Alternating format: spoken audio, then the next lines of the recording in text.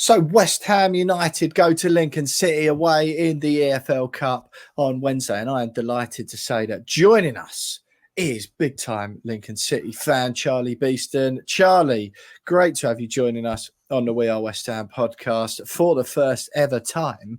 I just done yours. We had a little chat about Wednesday's game. You told me it's Lincoln's biggest game in around 5 years, which I found very, very hard to believe indeed. But it's certainly an exciting one for you and your fellow imps, is it not? It certainly is. First of all, thank you for having me on. It's a huge home game. Don't get me wrong, we've had a playoff final since then. We've also won a title since then in the past 5 years. Well, 6 years, but this under the lights, West Ham, you guys are European champions at the end of the day. You guys are coming down to Sincil Bank. It's a full sellout. It's going to be one heck of a night. Great crowd. Everybody is really looking forward to it. Nobody's stopped talking about it since the draw, so it really is going to be a massive game.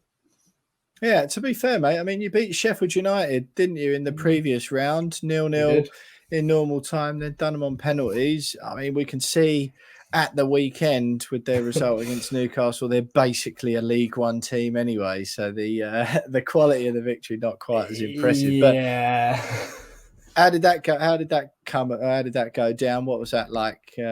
Beating the Blades. That was at home, wasn't it? It was at Sheffield United, actually. It was at Bramall Lane. Right, amazing. Yeah. It was a weird one because on the one hand, we've beaten a Premier League side and it's amazing. On the other hand, it's Sheffield United and they had a bit of a rotated squad anyway. And it was really, really weird. Like, they had two strikers, one of them being Cameron Archer, an £18 million striker they'd signed a few days before. And the other one was Willa Sula, who hardly got any goals for Derby in League One last season. Yeah. They obviously had a really, really weak squad and they'd only made a couple of changes. They, like you say, their game against Newcastle very much proved they're not up to Premier League standard. But we were resolute. They didn't have too many chances against us. We kept them quite quiet. We had a few chances against them. We did exactly what we needed to do. We executed our game plan, took them to penalties, and then when it's penalties, we've got a 6-foot-something goalkeeper who can really make the goal look quite small when he stood in it, and he got player of the round for the second round in the cup for a reason, and that was because of his heroics. Is that your keeper? Yeah, Lucas Jensen, our goalkeeper. Right, yeah. I mean, look, you're sitting pretty at the moment in 13th in League One, 2-1 defeat away at Portsmouth on Saturday. A couple of decent results on the timeline before. It's been a bit of a while, so end of August, since you got a win against Blackpool at home. What's the form like going into the game? So look, it's a bit of a complicated one. Now, we have played 8 games, I do believe. You've got the league table up, so you can correct me if I'm wrong. We've played 8 games, and we've had only 2 losses so far. But both of those losses were against Bolton, and they were against Portsmouth.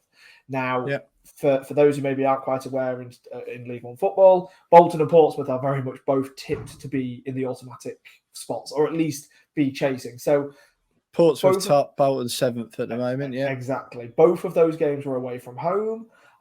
One of them was the opening game of the season, like I said, the other one was Saturday. So we weren't disgraced either, not really. Bolton won 3-0, but Portsmouth, it was 2-1. We probably should have got something out of the game. Ultimately, we're all quite happy. We had back-to-back 3-0 wins in our first 2 home matches. We then had a 1-1 draw. Our big issue at the minute is strikers. We have 3 strikers.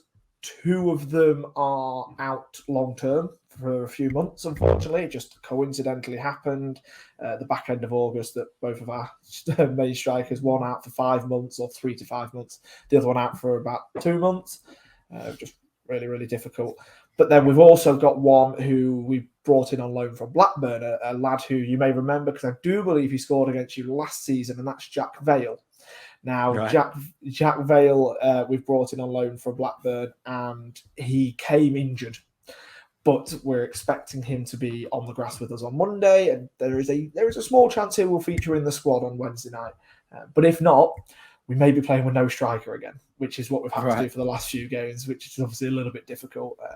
So yeah, it's a really kind of, there's many explanations as to why the form has kind of differed in different games, but ultimately I think we're all quite happy with where we are, and we're on the upwards trajectory.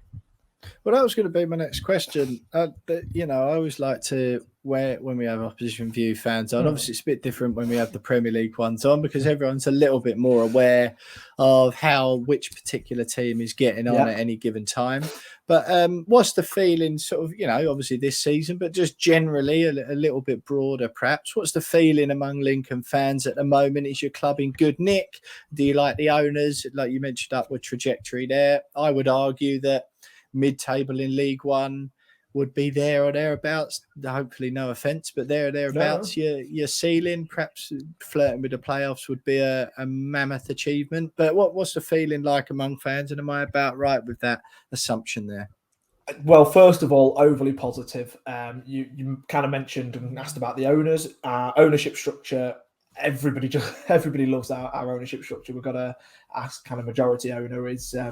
He's called Clive Nates. He's a businessman from South Africa. Yeah, but he is a fan.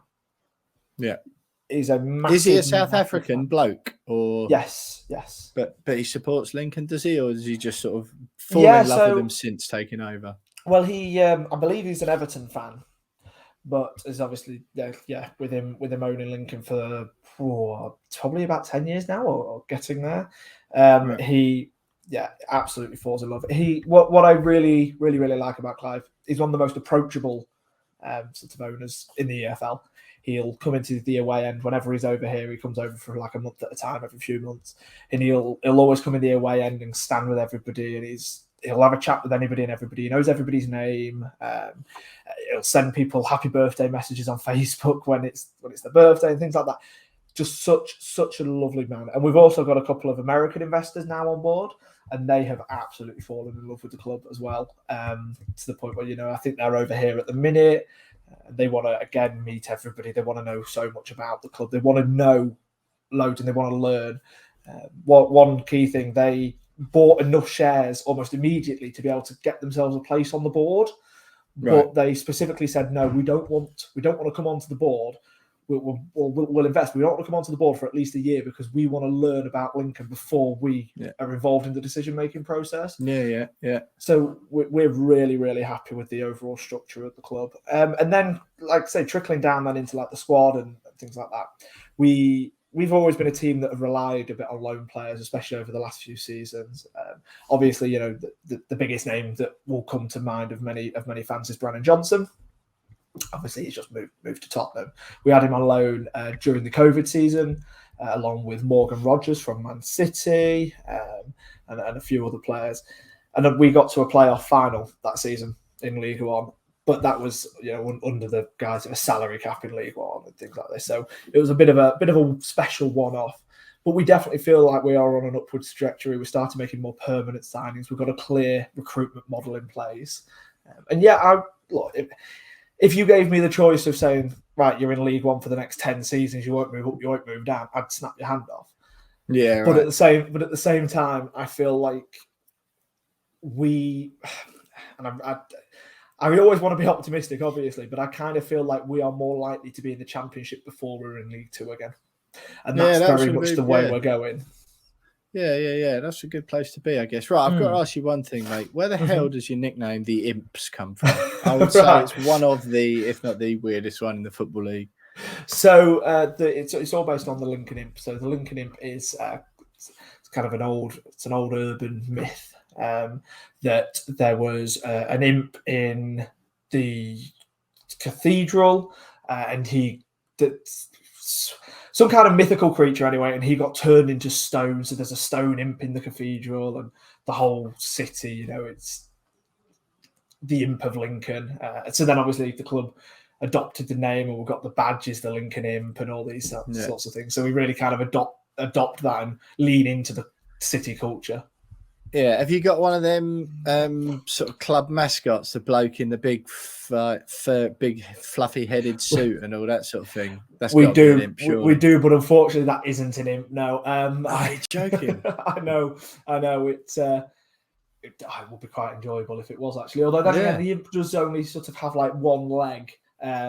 So it'd be rather enjoyable trying to watch the mascot jump around and hop around.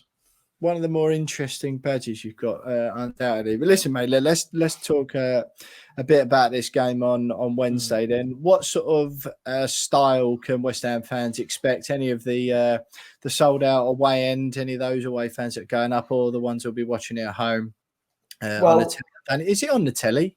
No, I'm saying that it's not on the telly. Yeah, I'm sure there'll be a few that stumble across a stream or two, I imagine. But yeah, so what can West Ham fans expect?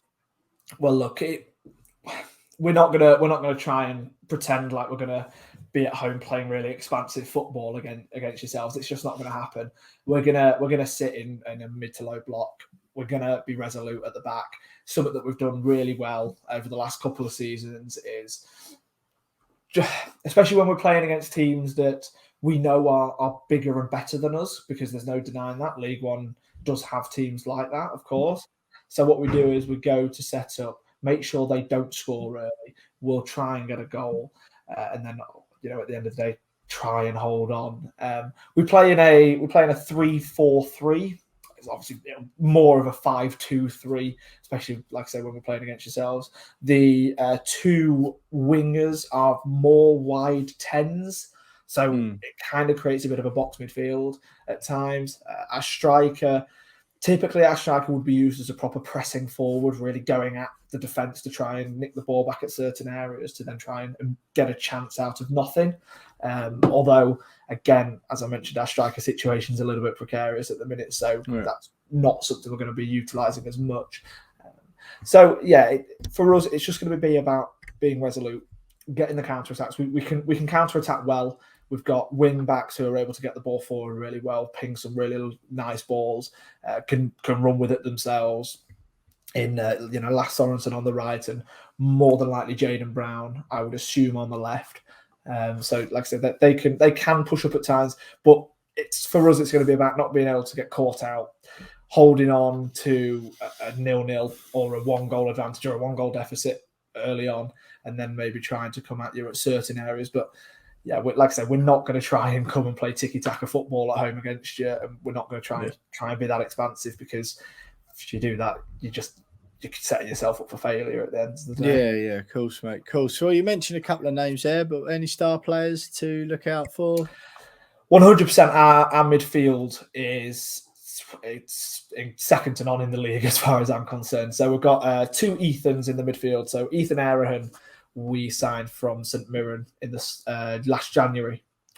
Now, Ethan Arahan, he will be our first £1 million sale, without a shadow of a doubt. The man is destined to be in the Premier League within the next 5 years. He's still a young Scottish lad. He's absolutely incredible. He uses calmness on the ball, and that's the sort of thing that we're going to need on Wednesday night when there's such an atmosphere building and playing against the Premier League side. He's the sort of player that's not going to get fazed by that at all. And then we've also got Ethan Hamilton in the midfield, somebody else who has really, really impressed all of us this season. Already, we signed him in the summer from Accrington Stanley. He can play some really nice balls, again, oozes calmness, and can also hit a shot and a free kick, as we saw the other week. He fortunately just missed it, but he really, really could hit one. And then we've got at the back, again, because I said we are resolute at the back. We've got Paudie O'Connor, who's our captain. He's a brick wall. And then our left centre half, Sean Rowan, 19-year-old lad playing like he's 29 in his prime. Absolutely incredible. Again, somebody else who I expect to be sold for a lot of money in the future. So you'll notice again I'm mentioning midfielders and defenders, because our attackers, like I said, because we're in a bit of a precarious situation in terms of injuries at the minute, unfortunately, and I don't necessarily expect the attackers to have as much of an influence on the game as there would in maybe a home game against a lower side in League One. It'll be the midfielders and the defence that we need on top form, and I have no reason to doubt their ability on that. No, fair enough, mate. Who's your manager? Mark Kennedy. So Mark Kennedy is in his second professional kind of managerial role with us. He had 10 games at Macclesfield Town before they went bust. Young Irish manager. We got him at the start of last season. brought him in, and he's learning just as much as he's helping us, and we're all, well, I speak for myself anyway, really happy with him at the helm, and again can see, because we're talking about an upwards trajectory for Lincoln and having this possibility of progression, it wouldn't surprise me to see him doing it with us. Yeah, fair enough, mate. Fair enough. Well, look, Wednesday night, Sincil Bank, Lincoln City v West Ham United in the third round of the League Cup. I always like the cup competitions. Everyone always says it's that classic football cliche, isn't it? Especially with teams like West Ham and Brighton. Oh, we should be trying to win a cup. It's like, yeah, everyone tries to win a cup every year. Like, this annoys me. Yeah. Excuse me, but I think most West Ham fans would accept that they were fairly pleased with this time. But look, Charlie, it's been absolutely great having you on the show. Give us a score prediction and then let people know where they can catch your stuff, what your podcast, your YouTube channel is, and all that sort of thing. Well, I'm going to go for a 1-1 draw, and then I'll go with us to win on penalties because, I've kind of got to, haven't I? So honestly, thank you so much, Will, for having me on, and go check us out, guys. We're on the Stacey West podcast, so that's find us on YouTube. On YouTube, you'll be able to find a preview that I actually did with Will just before we recorded this one, as we mentioned. Our main podcast is also out on all of your normal podcasting platforms, so go check that out. And also then the Stacey West blog, which is the online write-ups of the games. And we looked back at the most recent game against you guys back in 1982. In this, what was the score of that? Do you know what? I couldn't tell you. I'm not sure. Yeah. So I've blocked it out of my mind anyway, because I'm sure we didn't win. Make sure to go check out all of the different links there. What's Stacey West about before we let you go, mate? So the Stacey West is, first of all, it's the name of one of our stands, but it has quite a poignant sort of title. So the Stacey West, back in 1985, there was a fire at Valley Parade, Bradford City, and they were playing against Lincoln City, and two Lincoln fans unfortunately lost their life, one with the surname Stacey, the other with the surname of West. So one of our stands has been renamed Stacey West ever since, and obviously that's the title of the podcast and the blog as well.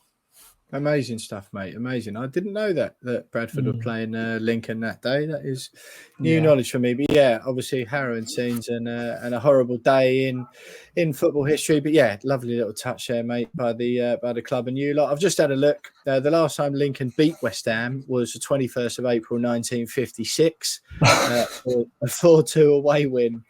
I wish you didn't look that up, actually. In the old Division 2, we have played 6 times since. West Ham have won 4 and drawn twice. Yeah, the last time, as you mentioned, was in 1982 November in the League Cup, actually, when the first leg was a 1-1 draw at Lincoln and West Ham won 2-1. In the second leg. Let's have a quick look here. Does it say? Yeah, right. So goals for West Ham from Sandy Clark and Ray Stewart. That would have been a penalty, no doubt. It doesn't say who the Lincoln lineups were or the goal scorers, unfortunately. But pretty. So we just weren't important enough then to have post scorers. Exactly that, mate. Yeah, but in total, West Ham have in history, our first game against each other was 13th of December 1902, which, to be fair, you won 2-0 in the FA Cup. Well played on that one. But in total, we've won 10, drawn 6, and lost 7 to Lincoln in our checkered history. So yeah, listen, Charlie, it's been absolutely great having you on ahead of that game Wednesday night. Sincil Bank League Cup, third round, West Ham v Lincoln. Great having you on, Charlie.